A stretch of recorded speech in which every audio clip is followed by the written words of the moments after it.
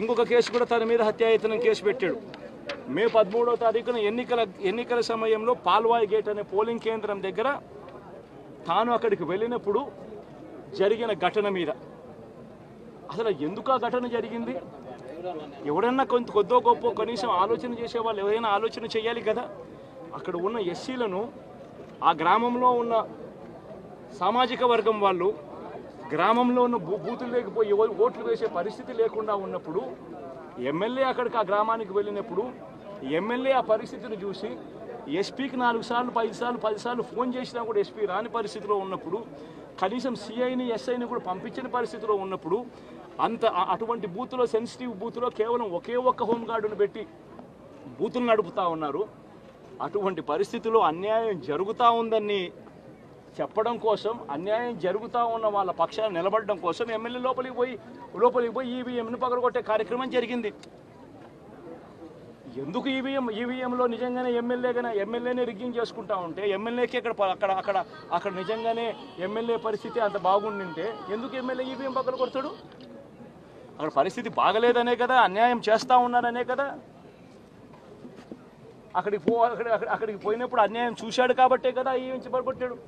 ఆ ఈవీఎం ఏదైతే పగలగొట్టిన కేసులు ఏదవుతుందో తనకు బెయిల్ వచ్చింది. ఈరోజు తాను బెయిల్ అక్కడ లోపల ఉన్నది ఈవీఎం పగలగొట్టిన కేసులో కాదు, తను లోపల ఉన్నది ఈవీఎం పగలగొట్టిన కేసులో. అన్యాయం జరిగింది అని చెప్పి, అన్యాయం జరుగుతూ ఉన్న పరిస్థితిలో ఎమ్మెల్యే అక్కడికి పోయి అడ్డుకునే కార్యక్రమంలో జరిగింది అని చెప్పి కోర్టులు కూడా గుర్తించాయి కాబట్టి తనకు బెయిల్ వచ్చింది. కానీ మళ్ళీ ఆ తర్వాత ఏం జరిగింది? ఆ ఇన్సిడెంట్ జరిగిన 10 రోజుల తర్వాత, ఆ ఇన్సిడెంట్ జరిగిన 10 రోజుల తర్వాత, అంటే మే 23వ తారీఖున ఎమ్మెల్యే అక్కడికి వెళ్ళి హత్యాయత్నం చేశాడట. పదే పోలింగ్ బూతులు హత్యాయత్నం చేసినాడంట. ఎవడన్నా బుద్ధునోడు ఎవడన్నా నమ్మదానికి ఉందయ్యా? ఎవడన్నా ఎమ్మెల్యే అనేవాడు అక్కడికి పోయినప్పుడు వాళ్ళు చేస్తూ ఉన్న రిగ్గింగు, ఎమ్మెల్యే దానికి అడ్డుకునే కార్యక్రమం చేస్తూ ఉంటే ఎమ్మెల్యే అక్కడికి పోయి ఎమ్మెల్యే హత్యాయత్నం చేస్తాడా? చెప్పడానికైనా హద్దు పొద్దు ఉండాలి కదా. 10 రోజుల తర్వాత ఎమ్మెల్యే హత్యాయత్నం చేశాడని చెప్పి కేసు పెడతారు 10 రోజుల తర్వాత. ఇప్పుడు నిజంగానే అటువంటి ఇన్సిడెంట్ జరిగిందంటే సిట్టు 17వ తారీఖు నుంచి, మే 17వ తారీఖు నుంచి 20వ తారీఖు లోపల మధ్యలో ఇచ్చిన రిపోర్ట్లో, ఆ సిట్లో అది చెప్పాలి కదా, ఇట్లా జరిగింది, ఎమ్మెల్యే అనే వ్యక్తి హత్యాయత్నం చేసే కార్యక్రమం చేశాడు అని చెప్పి రావాలి కదా. మరి ఎందుకు సిట్ రిపోర్ట్లో రాలేదు? ఈ రకంగా ఒక మనిషిని కేవలం 4 సార్లు ఎమ్మెల్యే, తాను 2000 కన్సిస్టెంట్గా 4 సార్లు ఎమ్మెల్యే గెలిచాడు. 2009లో గెలిచాడు, 2011లో గెలిచాడు, 2014లో గెలిచాడు, 2019లో గెలిచాడు. ఒక మనిషి కన్సిస్టెంట్గా 4 సార్లు ఎమ్మెల్యేగా గెలుస్తూ వస్తున్నాడు అని అంటే ఆ మనిషి మంచోడు కాబట్టి గెలుస్తూ వచ్చాడు, ఆ మనిషి మంచోడు కాబట్టి ప్రజలు ఆశీర్వదిస్తూ వచ్చారు. అటువంటి వ్యక్తిని తీసుకొని వచ్చి తప్పుడు కేసులలో ఈ మాదిరిగా బిగించడం ఎంత మటుకు ధర్మం? ఈరోజు ఒక్క రామకృష్ణారెడ్డి ఒక్క పరిస్థితే కాదు, రాష్ట్ర వ్యాప్తంగా ప్రతి గ్రామంలోనూ కూడా ఇదే కార్యక్రమాలు జరుగుతూ ఉన్నాయి. ప్రతి ఒక్కరూ కూడా వాళ్ళ స్థాయిలో రెడ్ బుక్స్ అని చెప్పి రెడ్ బుక్లు పెట్టుకొని ఉన్నారు. చంద్రబాబు నాయుడు స్థాయిలో చంద్రబాబు నాయుడు ఒక రెడ్ బుక్, లోకేష్ స్థాయిలో లోకేష్ ఒక రెడ్ బుక్, ఎమ్మెల్యే స్థాయిలో ఎమ్మెల్యే ఒక రెడ్ బుక్, మండల స్థాయిలో మండల నాయకుడు ఒక రెడ్ బుక్, గ్రామ స్థాయిలో గ్రామంలో ఇంకో రెడ్ బుక్, గ్రామ స్థాయిలో ఇంకో నాయకుడు గ్రామ స్థాయిలో ఇంకో రెడ్ బుక్లలో పెట్టుకొని ఏం చేస్తూ ఉన్నారు? అతి దారుణంగా అన్యాయంగా ఆస్తులు ధ్వంసం చేస్తూ ఉన్నారు. రాష్ట్రం మొత్తం దాన్ని చూస్తూ ఉంది, కానీ ఎవడు మాట్లాడడం లేదు. పిన్నెల్లి ఆయన మీద ఒక హత్యాయత్నం, ఈవీఎం బాక్సులు బదలగొట్టారన్న ఒకటి, ఇవన్నీ కూడా రికార్డెడ్గా దొరికినాయి. రికార్డెడ్గా దొరికిన తర్వాత అరెస్ట్ ప్రక్రియ అనేది ఎలా జరిగిందో మనందరికీ కూడా తెలుసు. ఆయనని తీసుకెళ్ళి ఆయన్ని పరామర్శించడానికి జగన్మోహన్ రెడ్డి అనే వ్యక్తి, ఒక మాజీ సీఎం, ఫస్ట్ తీసుకున్న ప్రోగ్రామ్ కూడా ఏంటంటే ఒక ఖైదీని వెళ్ళి కలవటానికని ఒక ప్రోగ్రామ్ తీసుకున్నారు. అది అతని ఇష్టం. అది కూడా ఏంటి, ఒక 25 లక్షల రూపాయలు ఖర్చు పెట్టుకొని అక్కడికి వెళ్ళి ఒక హెలికాప్టర్లో వెళ్ళారు, ఒక డబ్బున్నవాడు వెళ్ళాడు, తీసుకొని పెట్టుకున్నాడు. నేను ఇక్కడ ఏమంటానంటే, యాక్చువల్గా పిన్నెల్లి గారికి ఉన్న ములాఖాతులు టైం అయిపోయింది. ఓకే, అయిపోయింది కాబట్టి అయినా కూడా హ్యుమానిటీ గ్రౌండ్స్లో ఒక ఎక్స్-సీఎం రిక్వెస్ట్ చేస్తే పర్మిషన్ ఇచ్చాం, అవునా కదా?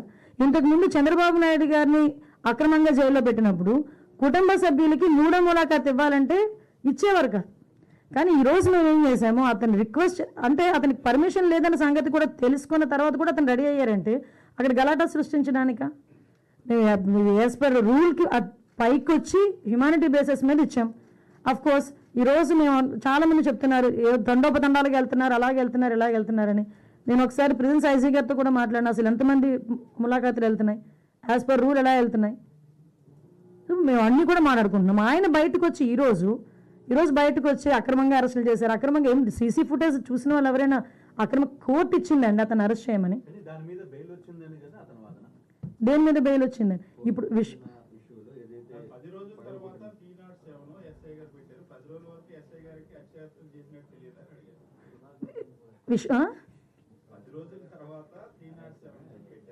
అవును,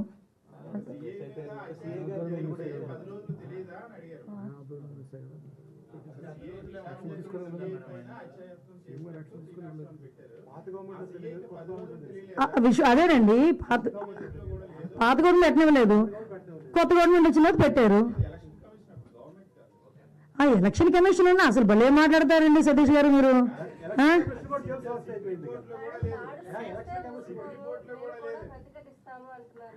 దాడులు ఎవరు చేశారు ఈ రోజుకి నాకు చెప్పండి? దాడులు ఎవరు చేశారు? దాడులు చేసినట్టు ఎక్కడైనా రికార్డెడ్గా ఉన్నాయా? ఎవరైనా కంప్లైంట్ ఇచ్చారా? ఏదైనా త్రూ రూల్ ప్రకారం చేస్తున్నాము. రూల్ ప్రకారం చేసేటప్పుడు దాన్ని కూడా దాడుల కింద మాట్లాడుకోవాలనుకుంటే మరి గత 5 సంవత్సరాలు చేసింది ఏమనుకోవాలి మేము? గత 5 సంవత్సరాలు చేసింది ఏమనుకోవాలమ్మా?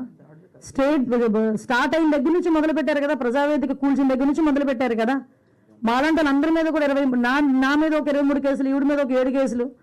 ఏంటవన్నీ? మేము అవన్నీ కక్ష తీర్చుకోవాలని మేము మాట్లాడలేదు కదా. కక్ష తీర్చుకోవాలనుకుంటే వేరేగా ఉండేది. కానీ ఈ రోజుకి కూడా మేము పబ్లిక్ చెప్తున్నాం, చూపిస్తున్నాం, ఇది ఇలా జరుగుతుంది, ఇలా జరుగుతుంది అని చూపిస్తున్నాం.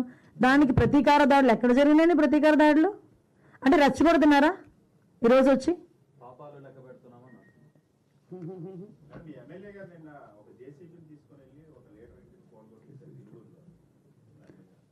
దాని మీద ఆల్రెడీ కేసు కూడా ఫైల్ అయింది కదా. మీరు అది అడుగుతున్నారే కానీ పక్కన చంద్రశేఖర్ రెడ్డి అక్కడికి వెళ్ళి మున్సిపల్ ఉద్యోగుల్ని తోసేసిన సంఘటన అడగరు. అదెవరు కేసు పెట్టారు చూడండి ఒకసారి వెళ్ళి. మేము మాట్లాడితే మళ్ళీ కేసు పెట్టారేమో. ఎక్స్ఎమ్మెల్యే నేను ఏమంటానంటే మీరు క్వశ్చన్ చేసేటప్పుడు కూడా కార్నర్ సెట్ క్వశ్చన్ చేస్తే మేము అంతే కార్నర్గా మేము సమాధానం చెప్తాం. అది నేను ఎగ్జాంపుల్ అండి, best example. As a home minister I have 23 cases, atrocity కేసుతో సైతం. అట్రాసిటీ కేసు నా మీద ఉంది. నేను కడపకి వెళ్ళి కోర్టుకి అటెండ్ అవుతున్నా. డీసీపీ గారు కూడా చెప్తున్నాను నేను, అది ఏదో చూడండి సార్ అని.